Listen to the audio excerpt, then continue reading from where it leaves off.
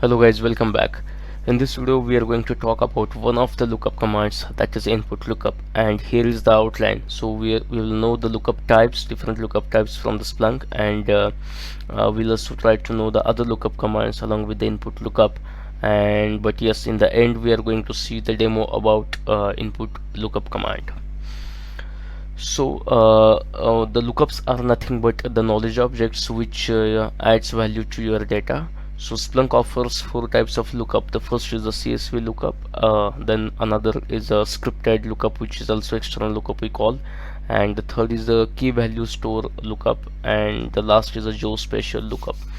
In order to interact with these kind of lookups, we have some search or lookup commands, we can say. The first is a lookup, which adds the fields to your events. The second is the input lookup. Yes, we'll talk more about it. It will help you to search the content of your from your lookup. And last is the output lookup. So basically this helps you to save the fields to the either lookup table or the KV store. So if you talk about the syntax of input lookup, so it is very simple. We just need to provide either file name or the table name to the input lookup command, and we have some optional arguments which will help you to write your input lookup in a better way, or use your input lookup in a better way. And we have one scoping argument, which is a where clause, which limits our search or access search results, we can say. And if you talk about the highlights of what is exactly the input lookup, so this is the event generating command, and this should be the first command in your search, so it must be leading with the pipe character in your Splunk search box. And it will search the content of your lookup table. So lookup tables here are nothing but the either CSV file or your key value store collection file. And if you talk about the example of event generating commands, which is the first command in your search, then tstats, pivot, and the search commands are the example of this kind of event generating commands. So let's move for the demo. So let's see about how to use the input lookup. And to access the knowledge objects, you have to go to the settings, and under the knowledge section, just click on the lookups.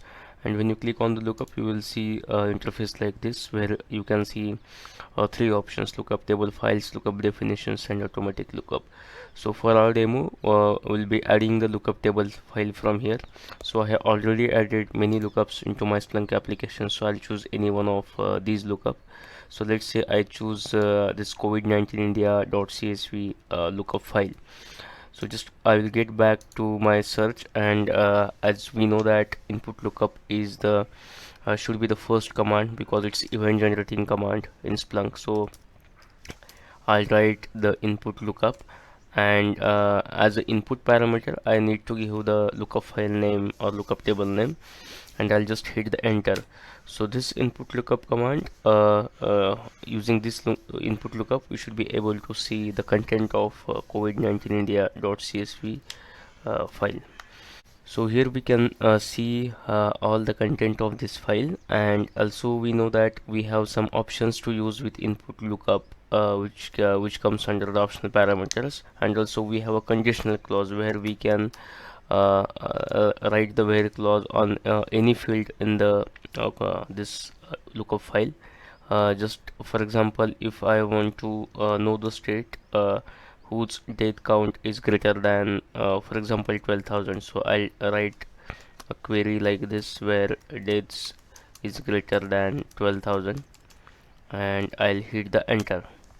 So this command should give us the result, where the death count is greater than 12,000 for particular states.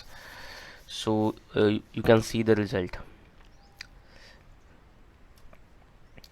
So also we can use other search commands with this. For example, if I want to know the top states in this COVID-19 India.csv file, in this lookup basically, so I'll write the top command, and I'll give the field name.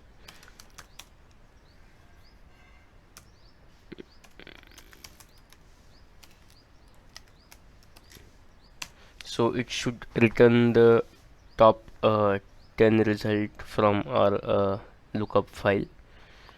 So yes, we can see the top 10 results in the file. So if you have not seen my video on the top command or usage of top command, I have given the link in the description below. You can also watch that video to know more about the top command.